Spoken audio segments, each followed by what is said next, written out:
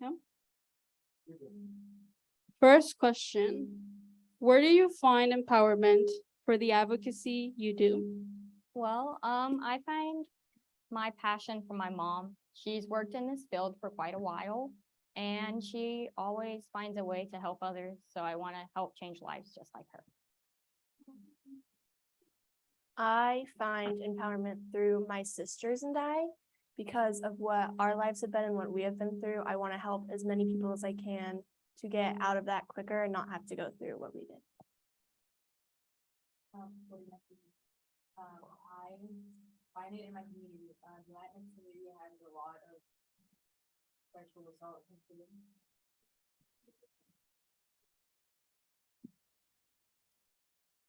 Alex, hi. We'll give her a little time. So I find my empowerment through things that have happened in my past. Like I went through a lot of things when I was little, and I was bullied a lot in elementary and middle school. And I had this friend, her name was Haley, and she was also bullied, and she ended up committing suicide when we were in elementary. And just not wanting anyone else to have to go through those things, or to just have to experience or have those feelings. Okay, coming back, if y'all can hear me. I do it because of my community. There's a lot of people who I've heard stories, and I've been one of the stories where they don't know they've been sexually assaulted or just harassed because they never heard about this kind of stuff. So I started doing it because of that. Because when I realized I had been harassed and sexually assaulted, it was a huge shocker for everyone in my family. Because they just thought, well, he's your boyfriend. You were just doing what you had to do. And that's one of like the major things I do this for, to break down that boys will be boys. Thank you so much for all your responses, and just also thank you for being so vulnerable with us, for being just so vulnerable in this space. We really do appreciate it, and I loved all your responses. It was really touching. And we'll be going on to the next question. So our next question is, what issues do you believe that young people face? Well, I believe my generation is often stereotyped, and it gives them troubles with feeling accepted.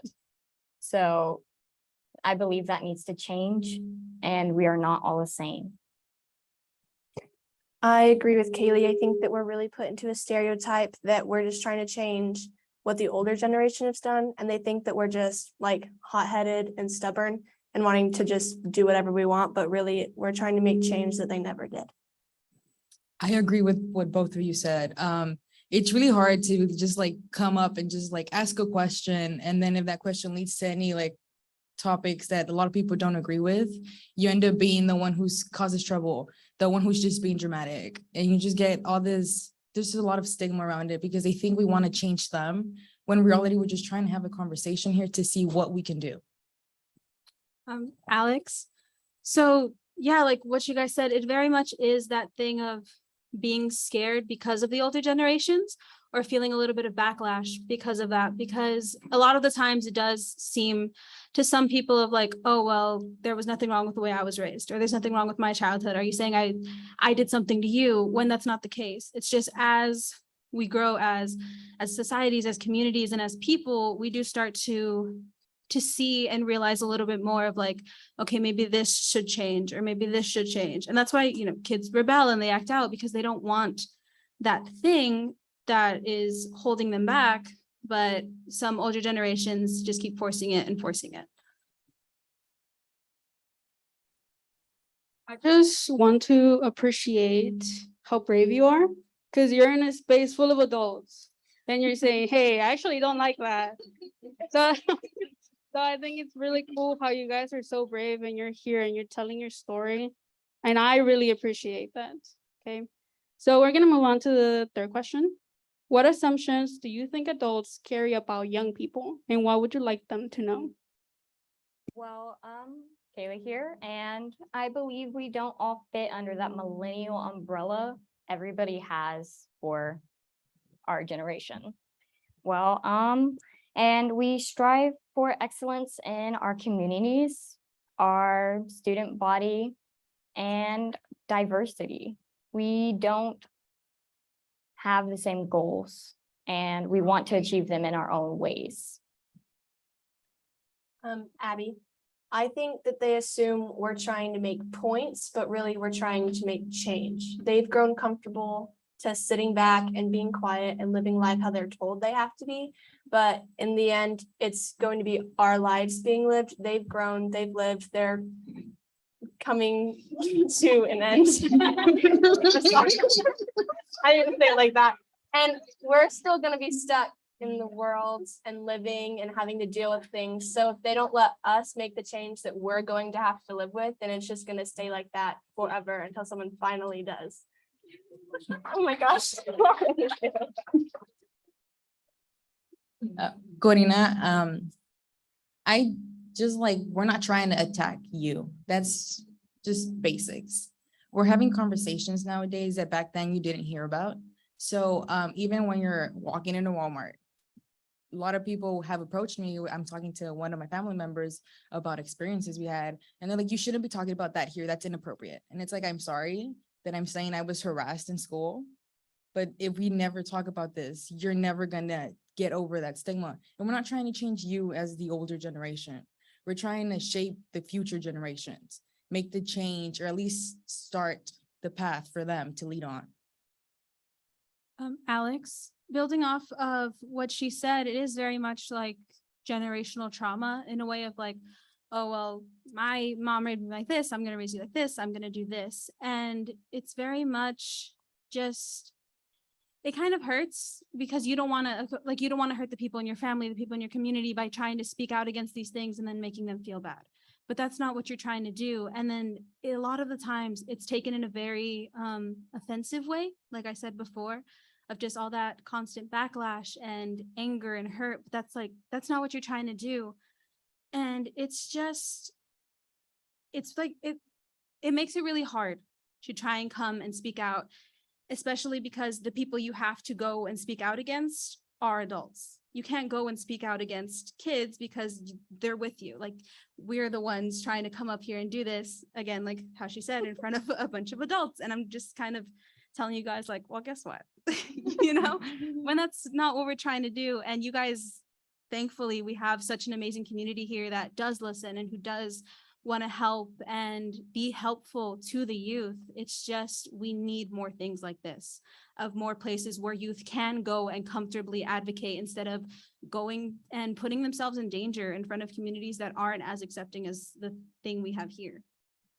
Can I say one more thing?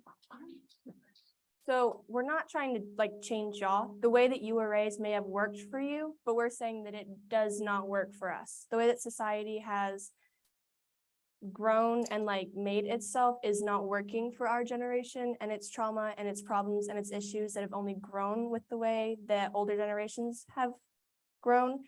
And we're just trying to change that for our safety and the safety of those under us, and that will continue to grow and live and hopefully have a better, safer environment eventually. That's that goal. Alex, sorry, building off of what you said, it is very much like I don't remember what I was going to say. Coming from like the Latinx community and things like that, mental health and like assault and violence, it's not spoken about. You don't talk about those things. Like you go to like you just keep it yourself, and it's never talked about. It's never spoken. It's a very, very taboo subject, even if you know what's happening. It could be happening to a family member, to your own family, a cousin, a friend. And it's like, well, that's their business and you don't interrupt that, which is something that like I've noticed and I've realized of like, okay, well, that's not right. Like, we know what's happening. Why are we letting that person go through that when we know it's wrong and maybe they don't? You know, sorry. I noticed that, like, I made a post one time about, like, I used the word rape and I was talking about something else, and I got so much backlash, and they were telling me to like censor the word and like make it gentle and make it small. Rape is not gentle. Rape is not a small thing. Rape is big and important and rough and awful. And you do not have to censor that to make other people comfortable. Rape is not comfortable. You do not have to make it a comfortable subject. It should be something that catches your ears and eyes, something that needs to be talked about more, something that is bad to be heard about. Because that what makes it important and big, and other people get involved until it's eventually like uncomfortable for everyone until it finally stops and is not a thing anymore. I was gonna say that. Wow. Wow. I just want to add that I've noticed that too. I'm only 18, so I'm your age, so I can chime in. Like I have talked to my mom, and she has all these things that have happened to her. And I'm telling her, like, that's trauma. And she's like, what? Yeah. What are you saying? Like, that's not something that I know about. That was just my experience. And so it's cool that you guys are like, no, I don't want that to be the experience. I don't want that cycle to be here. And it is true. It should be something that is hard to swallow. It should be something like that. And I'm really glad that you're here and telling us this. And I don't think I have to tell you guys this, but the youth know. So thanks. Okay.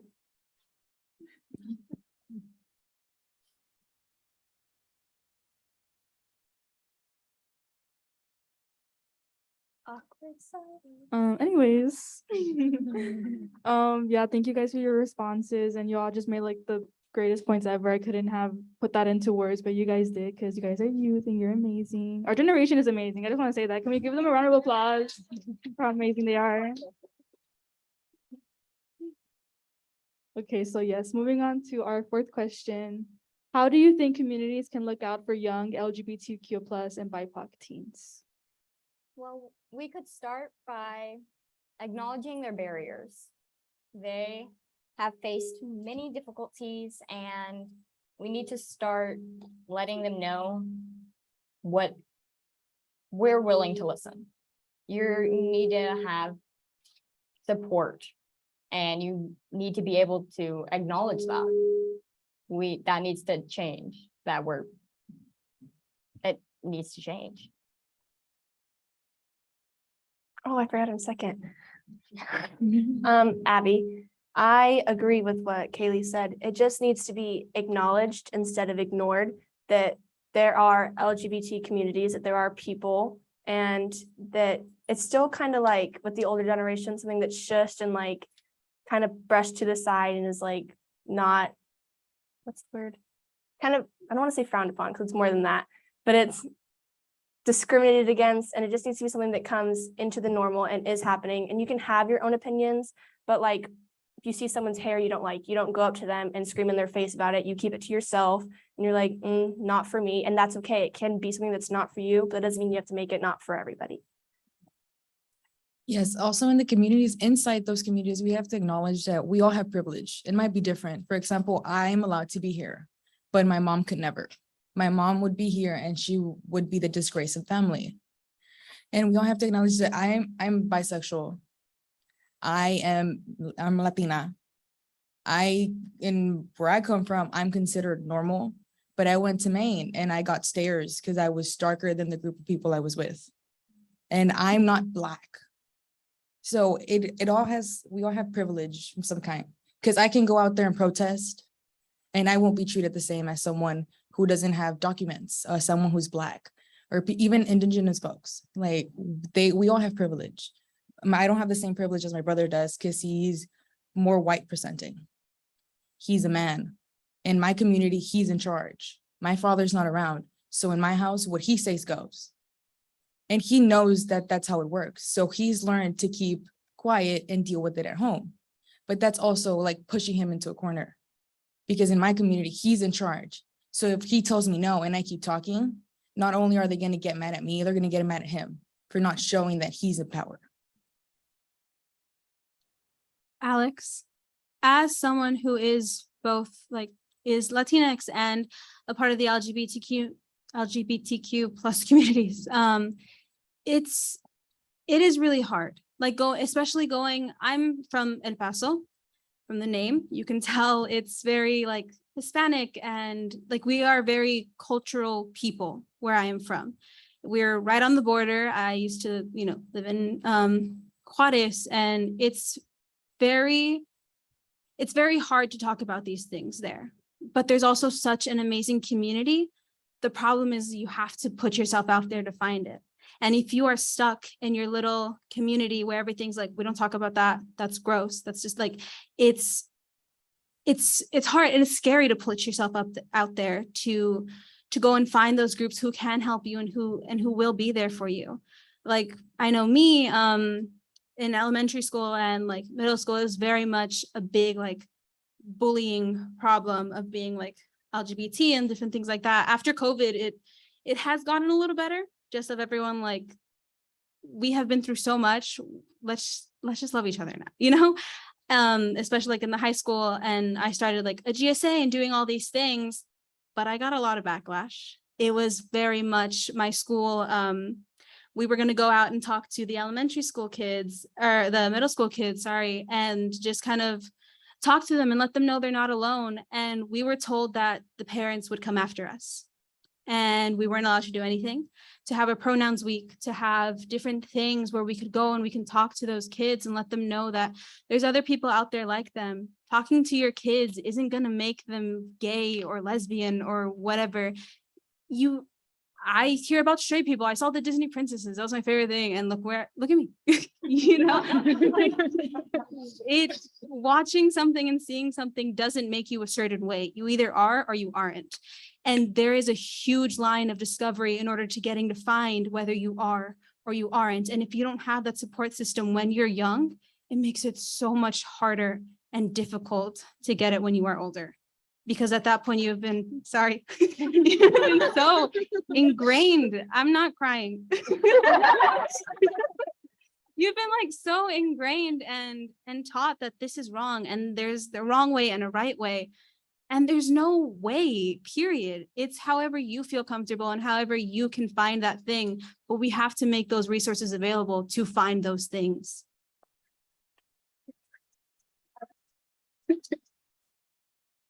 We also have to like understand off what she said. When I came out to my family, I thought they were going to support me.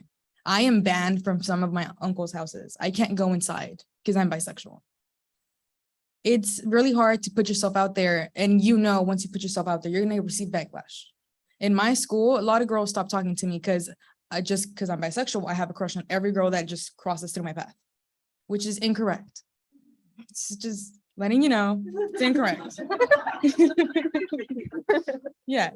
It's like, I like men too, and I don't fall in love with everyone who walks by. Yeah. And when I put myself out there, I was called a lesbian. When I would correct them, it's like, I'm bisexual. They would be like, it's pretty much the same thing, right? And when you try to explain to them the difference, they're just like, oh yeah, sure, whatever. But I know I'm right. Okay, at least you heard me out. But there's some people who would just be like, I don't want to hear about that. I don't want you to talk around that with my kids. There's cousins I haven't talked to since I came out. And it's really hard. Sorry. It's really hard because I know one of them is just like me. And I know she's going to end up kicked out of her house. And I don't have the resources to put it in her mind. My mom survived cancer. So it's really hard. We're still paying medical bills. So it's really hard to just bring an extra someone into the house where you can't.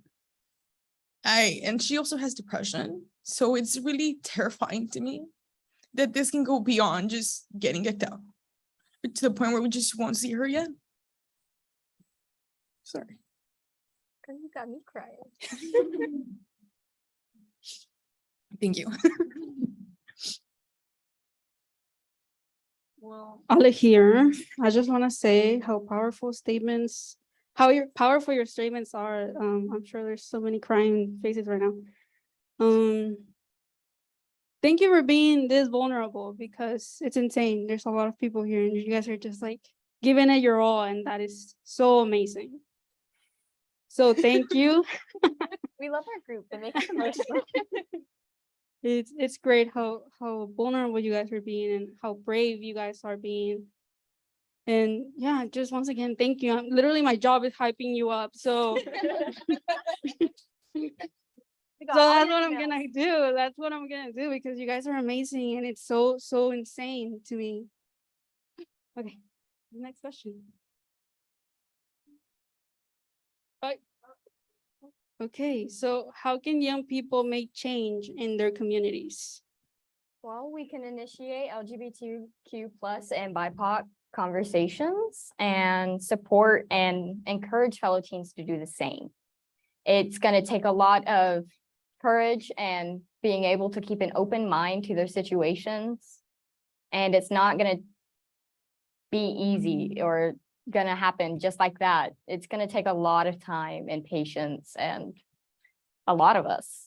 Like, it's only 4 of us now, but imagine in the future, there's going to be a lot if everybody decides to stand up and make a change just like we are today.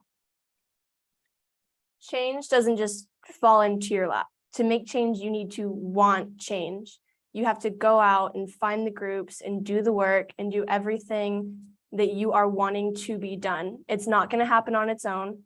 If that was going to happen, it would have happened by now. We wouldn't be having the same issues thousands of years later. We wouldn't be where we are today if it was going to happen easily. You need to go out and make it happen, and it needs to be done now. I can't beat that, but I'm just going to start by saying that we have to educate ourselves. You want to make change, educate yourself.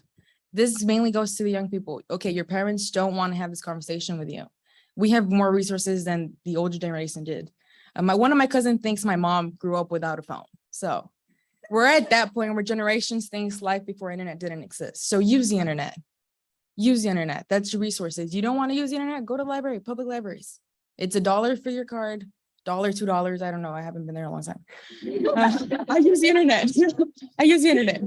And educate yourself. The school is not going to teach it. Mainly schools here in Texas.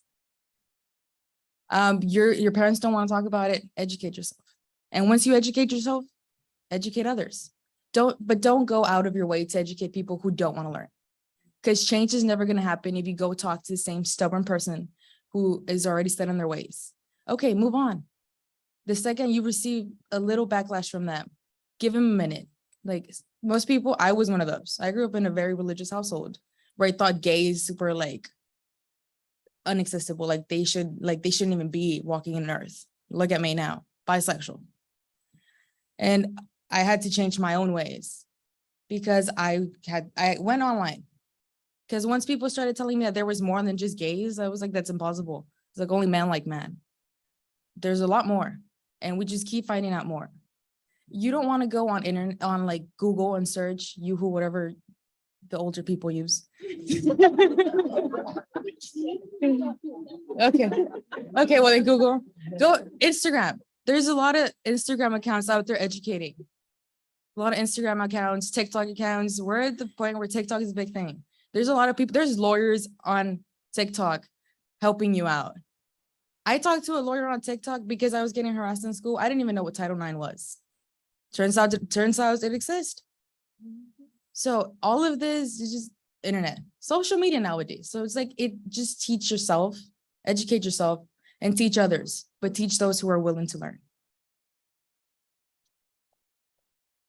Sorry. That's mom right there.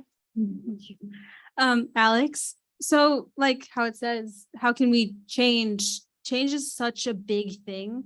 Like changing, like your shirt, someone had to make the shirt. Someone had to hire those people to make the shirt. Someone had to make the factory to make the shirt. There's so many other things going into changing one thing.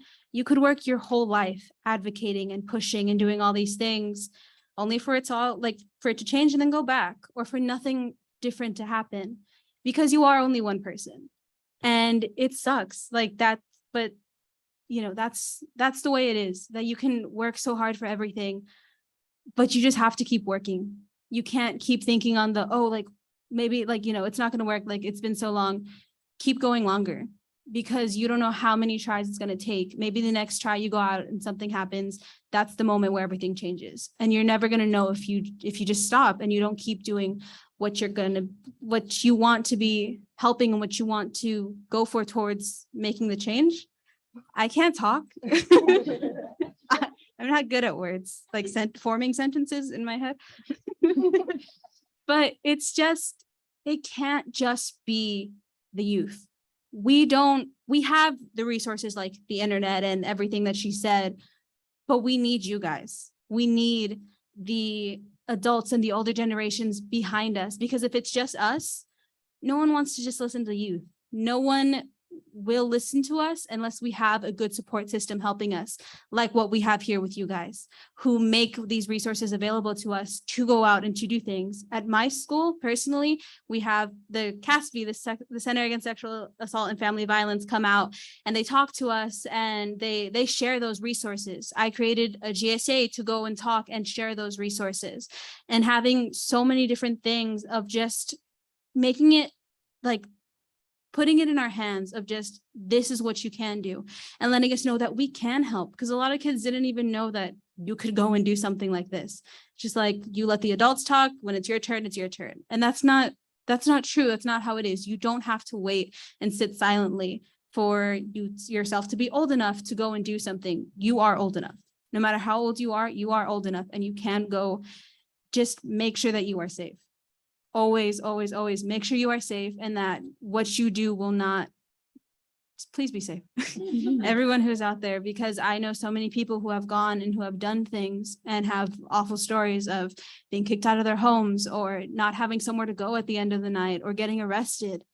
Make sure that you have that support system, and make sure that you are educated so that you know, if something does happen, what can you do to just make yourself safe and to keep doing what you're going to be doing. I like what Alex said about not just young people.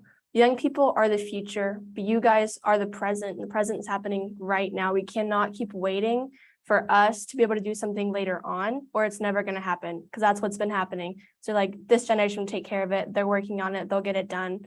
But we need you guys to help. We need your support. We need your guidance, because obviously you guys have been alive longer. You know a little bit about things that we do not. And so we really need you guys behind us and helping us do things right now, not just your encouragement for the future is great and we love it. But the future, I don't know why that was funny. I don't get it.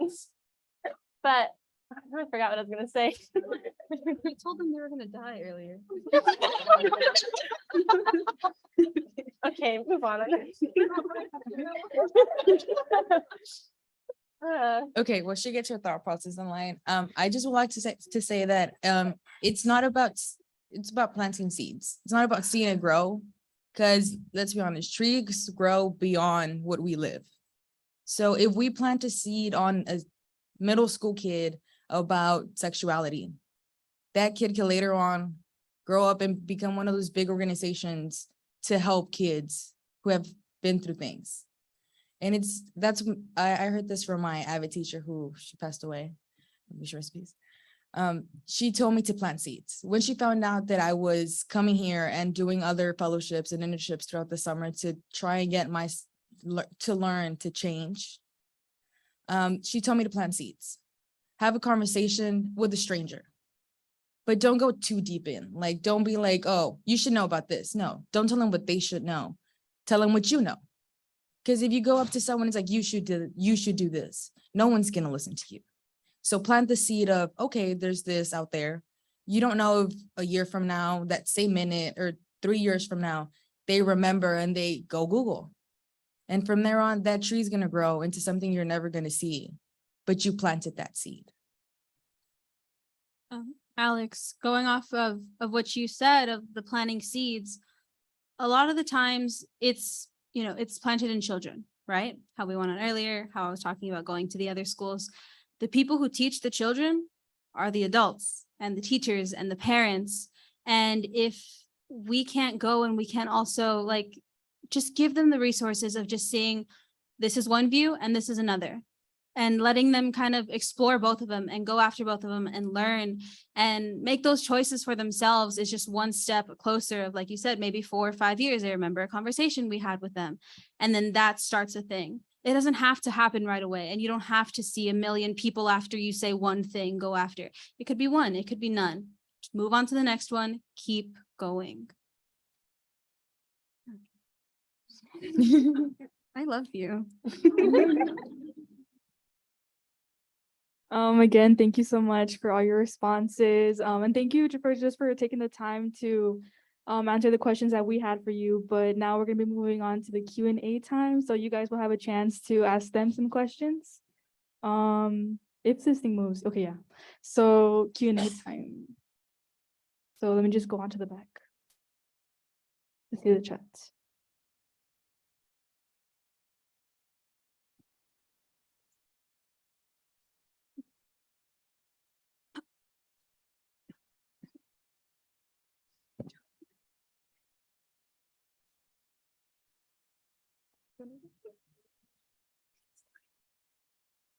Okay, so our first question is from Stuart.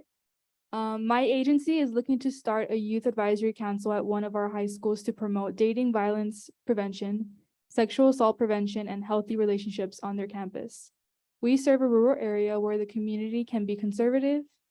What is the best way to attract students into wanting to be a part of this group and take up the cause?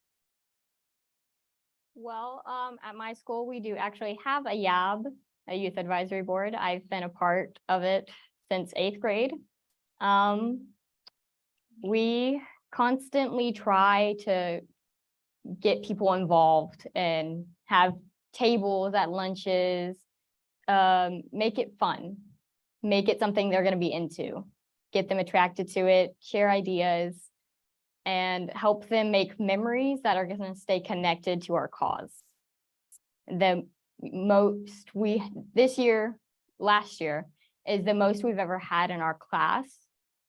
And so this year we're hoping we're going to have more because word spread through people.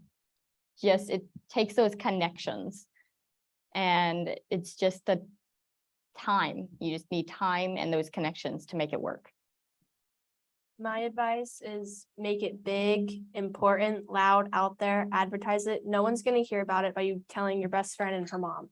You gotta get it out there and get people involved and make them want to do it, make them know they need to do it, and make it something that needs to happen. In our school, what we do when any club opens up, we put up posters. And we don't go all big fancy posters. We student made posters. Some of them look like 5-year-olds, some of them look like artists. We put what it is, what you should expect, and that we are always open to suggestions. That's one of the key points, because I'm part of different clubs. And if I wasn't allowed to make a suggestion, I would have left a long time ago, because all of these clubs are led by teachers. And some of the things that they say, not our generation might not agree on. And we don't have to change it right now, but we can lead up to the change. So just stay open to suggestions. That's pretty much it. Make posters, student made posters. It doesn't matter. There's no need to go all out, and keep it open for suggestions. Alex, so like I mentioned before, in my school, we do have the CASV people who they do come and they'll stay like in an entire class period for the whole day, and they'll give presentations. They do talk about dating violence and different things like that, of letting you know what. It's really helpful, especially because it does tell you, like, if you maybe someone didn't know what they were going through wasn't right, and they do come and they do talk, and it's very much just of going over and over and over, year after year after year, and putting themselves out there and letting us know that they are here, giving out cards or having like little events where we like draw with chalk or different things, where it's like, okay, maybe half the people who come don't care. The other half, they like it. A quarter of that half joins. It's something. And from that quarter, next time, okay, we get another quarter, 2 quarters, it's a half, math. So, so just keep going and keep putting yourself out there for your group. Look at CASB. They have a lot of nice stuff, resources. Not a paid ad. Not sponsored. But yeah, like just keep going and putting yourself out there. And even if one kid joins 2, 3, 4, do not give up, because there are going to be more kids who are going to need what you are doing in their school and are going to need things like that. Yeah. I love you. I love you.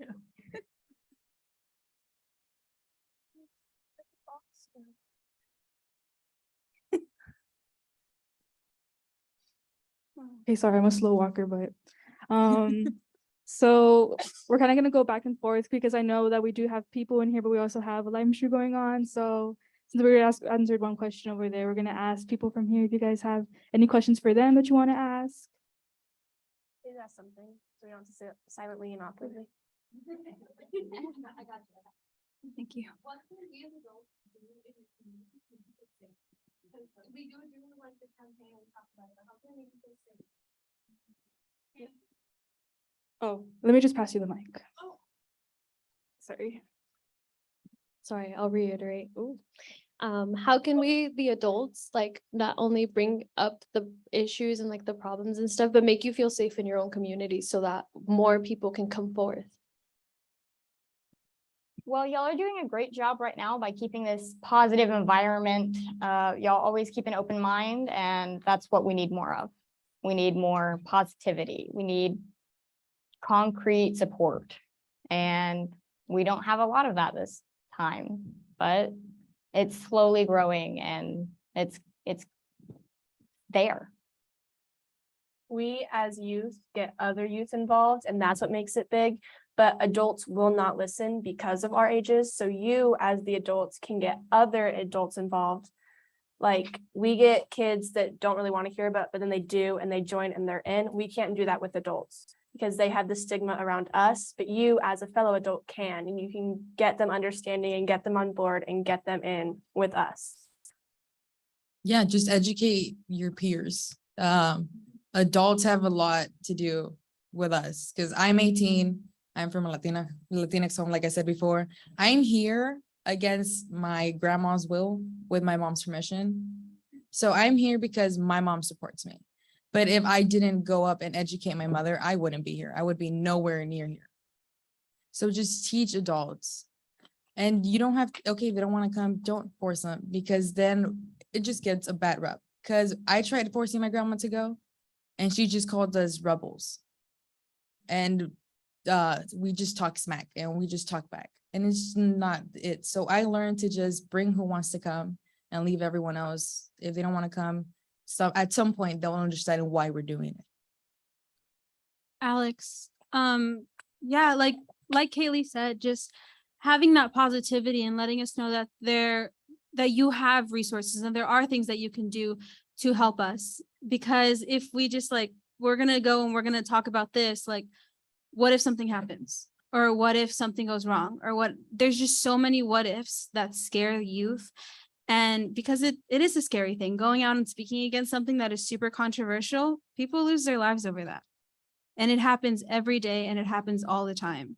And just letting us know that you are there for us and that there are other people out there for us, and just keep going and going and just showing us that it can be okay. It really just, it makes not even just like what we are doing, like for advocating for, but just in the world makes you feel safer because you know that you aren't alone anymore, that there are people with you, and they're, even if they're 1,000 miles away, there is someone who is going to be there and who's going to care about you.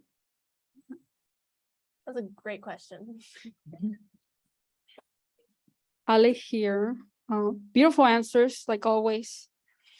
I already told you guys, I'm gonna hype them up until I can't. Okay, so I'm gonna handle the crowd, and Pam is probably gonna be in the back with the questions. Do we have any more questions here? Okay. Okay, so from what you guys saying, what I understood most of, well, I understood all of it, but you guys are talking about how of the adults and the teachers and the parents, and I agree with you. The parent is your first teacher because they teach you how to walk. Don't run with knives, don't color on the wall, you know, all this good stuff. What would you tell the new parents now to teach their kids in order for them not to have to go through this, not to be biased, or like just to tell the new parents about what they should teach their kids? Because maybe that's what we're missing. If we start when they're little, by the time they get to school, they're already going to know that it's going to be stuck in their head because that's what they were raised as. So what would you tell the new parents now? It's okay to be different. You have to put that in their head as you're different. Nobody's the same as you. You are your own person and nobody can tell you otherwise. It's going to be a hard road. It's not going to be easy. There's going to be people that try to objectify you. There's going to be people that try to push you down, but don't let that happen. Tell them and give them that positive way of saying you can say no when it's needed. You can say no when you're uncomfortable. You can say no when you're in a situation you need to say no. I think that part of the problem is that adults are so worried about what teaching them, but like you don't go and teach your 2-year-old how to be a doctor. They ask you a question and you answer. I think it's more about lacking the restrictions that so many parents put on their children. Let them be open and ask the questions, and you have those uncomfortable conversations. And that's what really teaches them, not going out and making a point and specify what you're going to put in their brain, but letting them lead their own lives and you be there and have their back and do your best for what you can do. Yeah, and once you do what they said, just show them that you're there to support them no matter what. Whether you live that life or whether you don't, support them. Because that's really hard to like just, okay, you taught me this, but now that I'm doing what you taught me, you're not supporting me. So even if you don't teach your child something and they decide to do that route, take that route, career-wise, just live their life like that, support them. It's not affecting you because it's their life. Alex, so it's very much of just break that cycle of what you were taught, take, of course, like, take the good things, like don't color on the walls, don't run with knives, but you don't have to go into all the generational trauma and things that you were taught by your parents and your parents were taught by their parents and so on and so on and so on. It very much just is stopping that cycle that we have had for generations and generations and generations. Stop teaching kids little fluffy, soft words for all of these not fluffy, harsh, scary topics, because that is how kids get into those situations of, I didn't know what was happening to me, so I didn't tell anyone, and it kept happening. That is how these things start. And until we stop doing that and start telling kids that this is what is going on, and it doesn't have to be in a huge, scary way. It could just be like just showing body parts, telling them this is this is that, this is that. You don't have to be like, this is your whatever. Like, no, it is a real word. There is a real word for it, and there's a real word for it for a reason. And there are all these things that you have to talk about for a reason. Yes, it is uncomfortable, and yes, it is scary. But having to go through something because you weren't taught is way more uncomfortable and scary. And know that your kids are always learning. They're listening and watching. They're developing their senses, and they are always peeking. So they're learning things even if you're not making it a point to. Like, you don't teach your kids to not argue with your dad. They watch you get into a fight, and they know that if you argue, they're going to get in trouble. Like, it's not making it a point to do things, is that they are always learning, and you need to know that. You need to be aware of that and make sure you're teaching always. I don't even know if that makes sense. Here, definitely, you're sending your kids to the real world, teaching real topics. So I'm just gonna ask in the back, do we have time for more questions? Okay, perfect.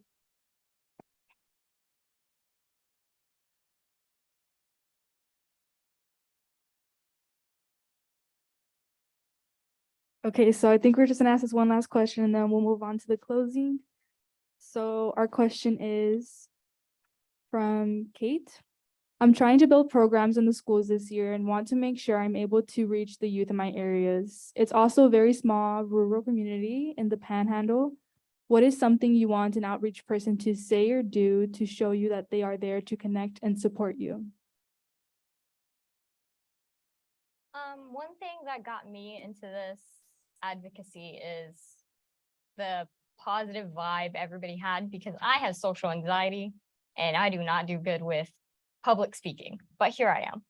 And it's been a challenge, but I got it because this is positive and it's making a difference.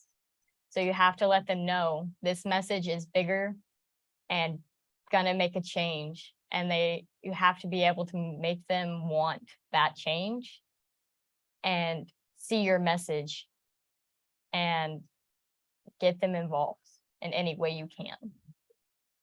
I think a lot of problems is that they don't know what they can believe. So whenever we had people that came to my school to specific class, and we had a couple of different groups. One of my favorite ones was like the last ones we had, and they came and they had the resources printed out and they had pamphlets and they had their information and they knew what they were talking about. And so it just made it that much more comfortable to stick with and believe, because you know that you can trust it. They gave you the websites right there. You go, you do your own research, you know that you can listen to that, you can believe that, and that their stuff is legit and safe and actually happening and not made up to get someone involved when they don't need to be. I would just say give them resources and be prepared to have people come up to you and tell you their stories. Because when I started doing what I do, a lot of people would come tell me their stories and I didn't know what to do. And I learned that if I can't do anything about it, I will go look for a person who knows, because I'm not just going to leave that person hanging. They clearly opened up to me. So once we have a conversation and I know they're okay with it, I will go find the person who can help them. Don't leave people just hanging, because once you create a positive vibe, you have the resources, but you're not willing to have the conversations or look for someone who will have the conversations with these folks, it's going to be harder to keep people. Because once they're there, it's not about, okay, you're here, you're good. No, it's about keeping them there. Make sure that they know there's a lot more to what you just walked into.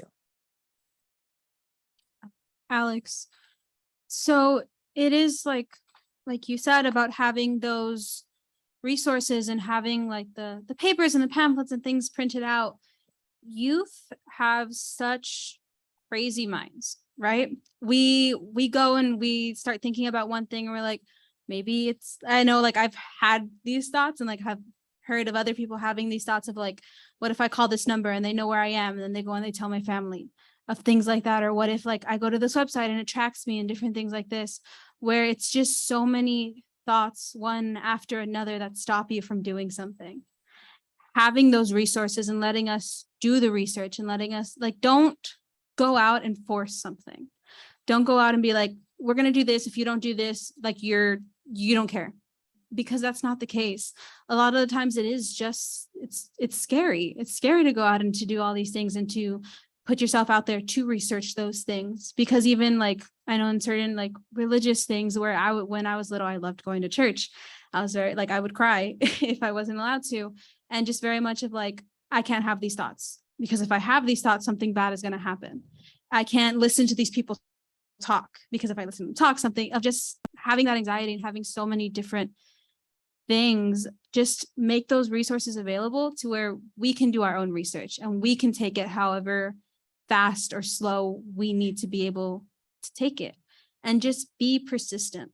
If you're going to go and give out a resource, don't just stop going the next year because no one showed up, because maybe someone from the previous year wanted and needed that resource, and now that they do, you're gone, because then they're going to be like, well, they didn't care, or I'm not good, like just different anxiety thoughts of just, it wasn't meant to be, like maybe they were wrong and that's why they're gone, or just different things of just be persistent and have that resource.